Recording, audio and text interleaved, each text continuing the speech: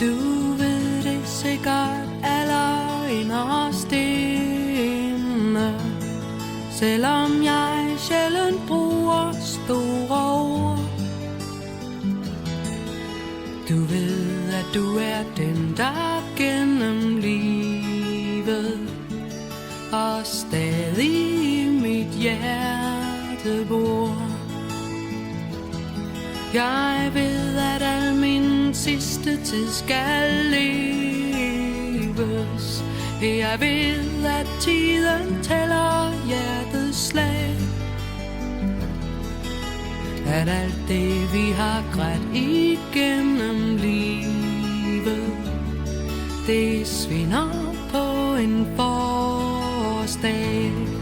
Welcome to Copenhagen, the capital of Denmark, the cultural melting pot where old fairy tales blend with modern architecture. Copenhagen is known as the city of spires because of its horizontal skyline, broken only by the spires and towers of its churches and castles. Copenhagen is an old Viking fishing village dating all the way back to the 10th century. It's from here that the seafaring Vikings took off to raid and trade, and they voyaged as far as the Mediterranean, North Africa, the Middle East and North America. They spoke Old Norse, which was developed from the Germanic language, and they often used stones to write inscriptions on them. What are these stones called? The name Copenhagen, or in Danish København, comes from its origin as a harbor and a place of commerce. So in Old English language, the name would be Chapman's Haven, and the Latin name is Hafnia. Copenhagen is one of the most environmentally friendly cities in the world, and it has numerous times been ranked as the top green city. The inner harbor is clean enough to swim in, and its official municipal policy that all citizens must be able to reach a park or beach on foot in less than 15 minutes. The travel guide Lonely Planet has ranked Copenhagen among the top 10 cities to visit, and it's not just because the city is recognized internationally as a gourmet destination. The Michelin Guide features 70 Copenhagen restaurants, including the currently #1 restaurant in the world, Geranium. It's located up there on the 8th floor, overlooking the beautiful Fælledparken Gardens. What is the maximum of Michelin stars a restaurant can achieve? Selma is another Michelin star restaurant. It's a sweet and homely place that features traditional Danish cuisine. Be careful not to miss any dessert specials. They are not always listed on the menu.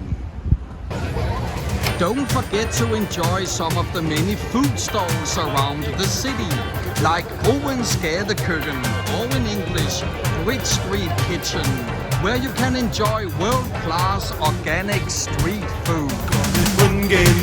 Og solen skinner. Gå med Ungenby. Det er sommer. Jeg går med Ungenby. Så fuld af liv. Jeg går med Ungenby. Gå med Ungenby. Copenhagen has one of the highest number of restaurants and bars per capita in the world. The nightclubs and bars stay open until 5 or 6 in the morning.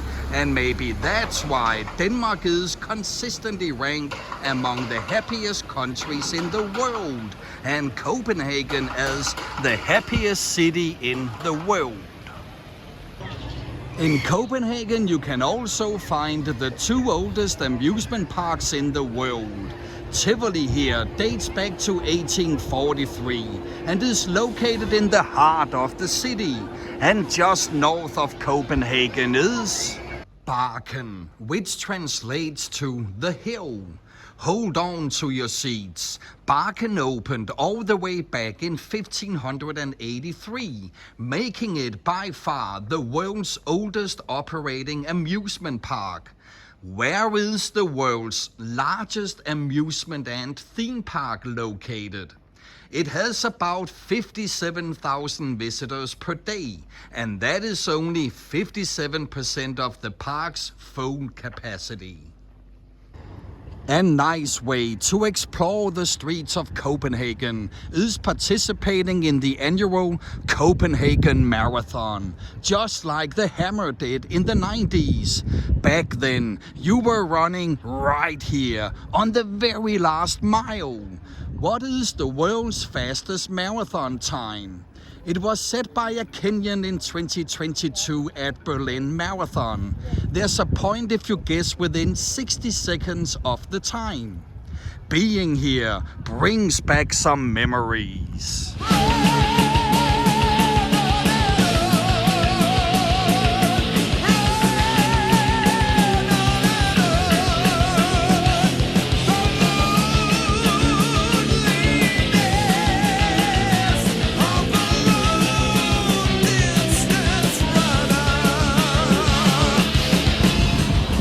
Another way to explore Copenhagen is by bicycle, and on any given working day, Copenhageners are covering 789,000 miles by bike.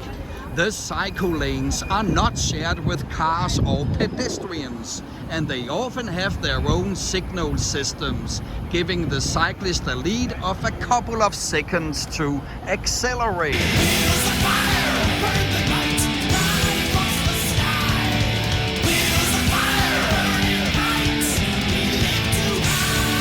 The world's biggest annual sporting event is Le Tour de France, where 176 bike riders compete over 21 days.